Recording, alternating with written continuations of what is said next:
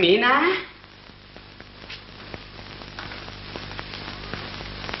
మీనా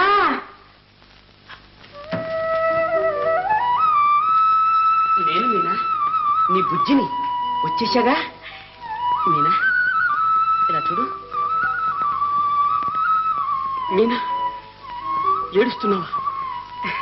అదేమిటి మీనా, నిన్ను చూడాలని రెక్కలు కట్టుకుని ఎగురొచ్చాను. నీకోసం పువ్వులు మిఠాయి అన్నీ తెచ్చాను. ఏమిటి మీనా? ఓ ఇన్నేళ్ళు నేను రాలేదనైనా ఏడుస్తున్నా? కాదు, ఈనాటికైనా మీకు నా మీద దయ కలిగింది కదా అని ఆనందం. ఆనందం? అవును, నాకు ఆనందంగానే ఉంది.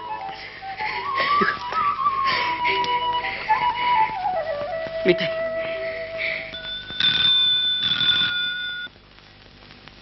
Andhra bank here. Yes, agent speaking. ఆ గాయమేమో పూర్తిగా మానిపోయింది ఏజెంట్ గారు, కానీ సంతకం చేస్తే కొంచెం తేడా కనిపిస్తోంది. అదే ఇబ్బంది లేదు భానుజీ గారు. స్పెసిమెన్ సిగ్నేచర్ ఫార్మ్స్ పంపిస్తాను. అజయ్ బాబు గారితో మళ్ళీ సంతకాలు చేయించి పంపించండి. అలాగే అలాగే పంపించండి. థ్యాంక్స్. నమస్తే. నమస్తే భానుజీ బాబుజీ. నమస్తే ధనిరామ్ సేఠ్జీ. నమస్తే. అయ్యే అయ్యి అవతారం. ఒకరిని పిలిస్తే ముగ్గురు తగలంటారే. మాకిదొక కర్మ సేఠ్జీ. మా ఆఫీసులో ముగ్గురు అవతారాలు వెలిశారు. శేషావతారం, కూర్మావతారం, వరాహావతారం.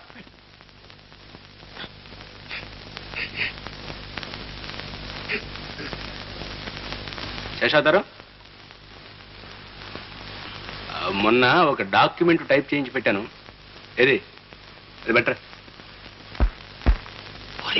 నీ తాపత్రయం గాని ఏమన్నా వినపడి చస్తుందిగా. ఉండండి. తప్పు కోరణం. పెద్దవాళ్ళు ఏదో విషయాలు లోపల మాట్లాడుకుంటూ ఉంటారు, మనం వినకూడదు. మరి మీరొకరు నోరింపు తీసి నీతులు చెబుతారు. అది కాదండి, మన మేనేజర్ గారు ధనీరామ్ శెట్టి గారితో అప్పు బేరాలాడుతున్నారు కదా, అందులో తమ తాంబూలం ఖర్చు ఎంత రాబడుతున్నారా అని. 5 పిల్లి కూనలకు తక్కువ ఉండదు. పిల్లి కూనేమిటి మాత్రం తెలియదటయ్యా. పిల్లి కూన అంటే 1,000. అది వ్యాపార పరిభాష. అయితే శేషం గారు, ఇందులో తమ తాంబూలం ఖర్చు అర్ధ పిల్లి కూనైనా ఉంటుందే అని. మీరు ఆఖరి మాట వినండి సేఠ్జీ. వడ్డీ 12 రూపాయలు రాయిస్తాను, అది హెచ్చదు. అందులో నా తాంబూలం ఖర్చు 2 రూపాయలు, ఇది తగ్గదు. ఏ తాంబూలం ఉన్నారు కదా సార్, తెచ్చాను. పెద్ద మనుషులతో వ్యవహారం మాట్లాడుతున్నప్పుడు లోపలికి రావద్దని ఎన్నిసార్లు చెప్పాను. పొరపాటు సార్. భానుజీ సాబ్, మీరు చెప్పేది. నాది ఎప్పుడు ఒక్కటే మాట ధనిరామ్జీ, బేరమాట అంటేనే నాకు అసహ్యం. దర్జాగా ఉండండి సేఠ్జీ, న్యాయంగా హుందాగా వ్యవహరించండి. ఏకీ బాత్ అంటారు. అచ్చా, డాక్యుమెంట్ రాయించి అజయ్ బాబుతో. భానుజీ గారు, ఇంత వడ్డీ ఏమిటి, ఈ ఫ్యాక్టరీ తనఖా ఏమిటి? ఈ ఏర్పాటు నాకేం ఇష్టం లేదు. నాకు మాత్రం ఇష్టమా అజయ్ బాబు? మనసులో చాలా బాధగానే ఉంది. రేపటిలోగా 1,50,000 ఇన్కమ్ ట్యాక్స్ కట్టాలి. ఎక్కడి నుంచి తీయగలం? మీరే ఆలోచించండి. ఇందులో ఆలోచించేదేముంది? ఇంట్లో డబ్బు లేకపోవచ్చు, కానీ బోలెడంత జవహరి ఉండాలిగా. అమ్మగారి నగలు తప్ప మరే ఉన్నాయి? అవే అమ్మేద్దాం. అమ్మగారి నగలు అమ్మడమా? ఏ ఆక్షేపణ ఉంది? ఉందే జయబాబు. ఈ ఇంటికి కాబోయే కోడలి కోసం ఆ నగలు దాచి ఉంచామని నాన్నగారు ఎప్పుడూ అంటూ ఉండేవారు. ఇప్పుడేదో మన తాత్కాలికమైన ఇబ్బందుల్లో పవిత్రమైన వారి ఆశయాన్ని చక్రవడ్డీలకు అప్పులు తెచ్చి వంశగౌరవాన్ని తాకట్టు పెట్టడమే వారి ఆశయం అంటారా? శివ శివ, ఎంత మాట! అయినా ఆ నగలు నాన్నగారి గదిలో ఉన్నాయి. వారి సంవత్సరీకాల తరువాతగా నా గదులు తెరవడానికి వెళ్ళలేదు. ఈలోగా తెరిస్తే అరిష్టం. ఆ వచ్చే అరిష్టం ఏదో నేనే భరిస్తాను. పెద్దవాడిని చెప్తున్నాను, సాహసం వద్ద జయబాబు. ఏం పర్వాలేదు, మీరు వెళ్ళి వెంటనే గదులు తెరిపించండి. క్షమించండి, అలాంటి పనులు నా చేత చేయించకండి. సరే, అయితే నేనే స్వయంగా చూస్తాను.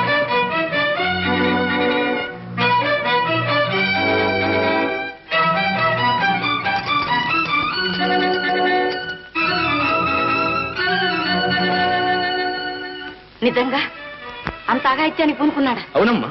ఎంత అమంగళం. మీరు త్వరగా రావాలి, చేయి దాటిపోతుంది. పదండి.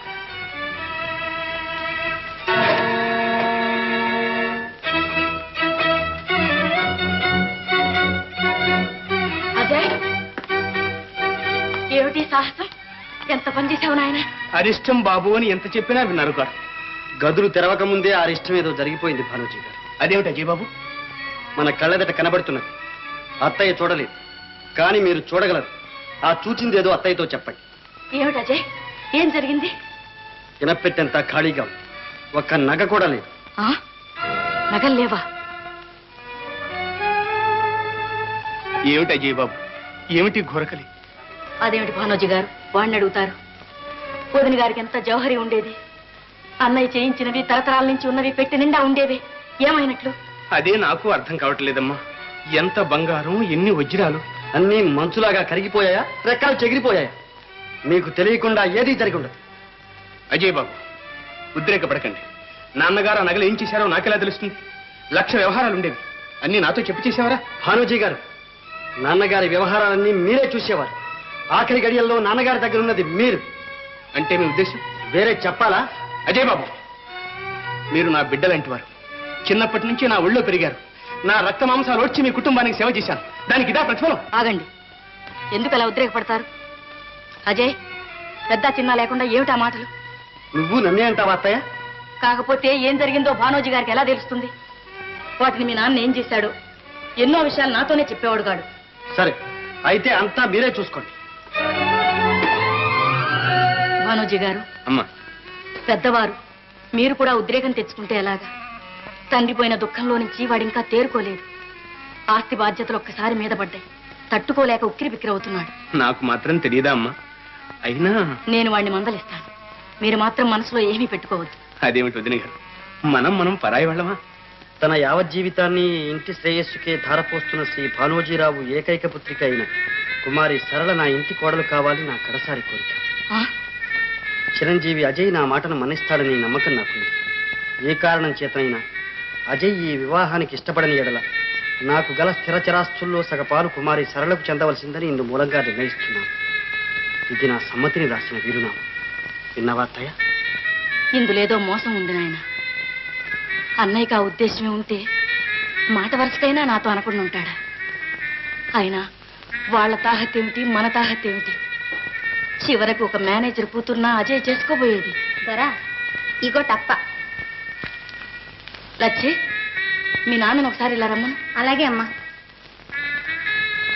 వెంకన్న రాత్రి బాళ్ళు అన్నయ్య మంచం కనిపెట్టుకుని ఉన్నవాడు.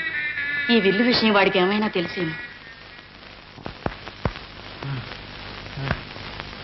వెంకన్న, దీని సంగతి నీకేమైనా తెలుసా?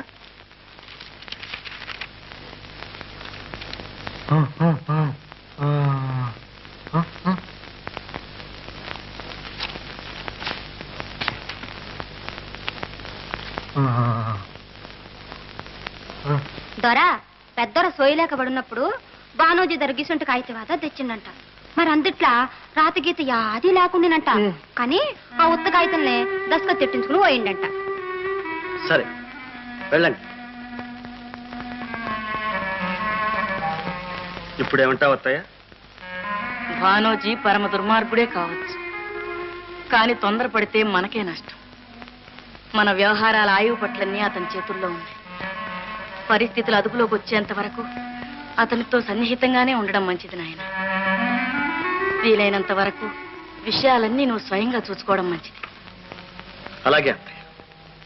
మీనా, టైం అయిపోయింది. క్యారియర్ సర్దేశావా? ఇదిగో ఒక క్షణం, వంట అయిపోవచ్చింది. త్వరగా.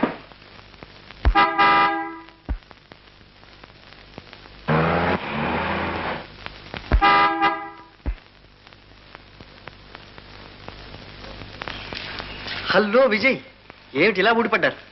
ఇంటి మీద బెంగ పెట్టుకున్నారా? బెంగ కాదు, పెద్ద చిక్కులు పడ్డాను అజయ్ బాబు. ఇన్కమ్ ట్యాక్స్ వాయిదాల మీద చెల్లించేందుకు పర్మిషన్ తెచ్చాను. సెక్యూరిటీ బాండ్ మీద సంతకం పెట్టాలి. నేను సంతకం పెడితే దానికే ఉంది. నేనే గుప్చిప్గా వెళ్ళి సంతకం చేసి వస్తాను. తప్పదు మరి, అందుకే మీకు అజయ్ బాబు డ్రెస్ తెచ్చాను.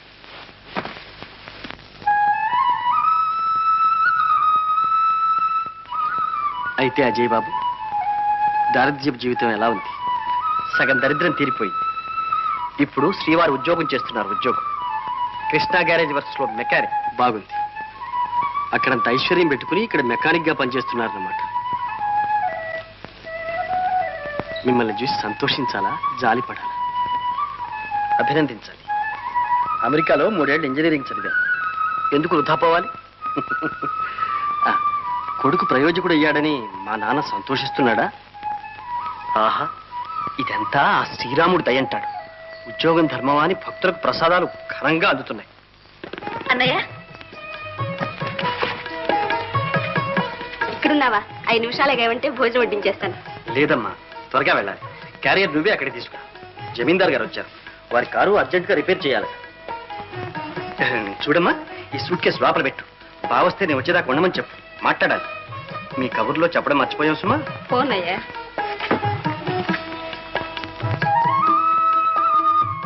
అజయ్ బాబు, అయితే మా చెల్లెలి కాపురం సరిదిద్దారన్నమాట. మీ మేలు మర్చిపోలేను. నా జీవితాంతం మీకు రుణపడి ఉంటాను. నిజంగా మా చెల్లె మా అదృష్టవంతురాలు. నో, మీ చెల్లెలు కాదు, నా చెల్లెలు. ఇప్పుడు మీనా ఎంత ఆనందంగా ఉందనుకున్నారు?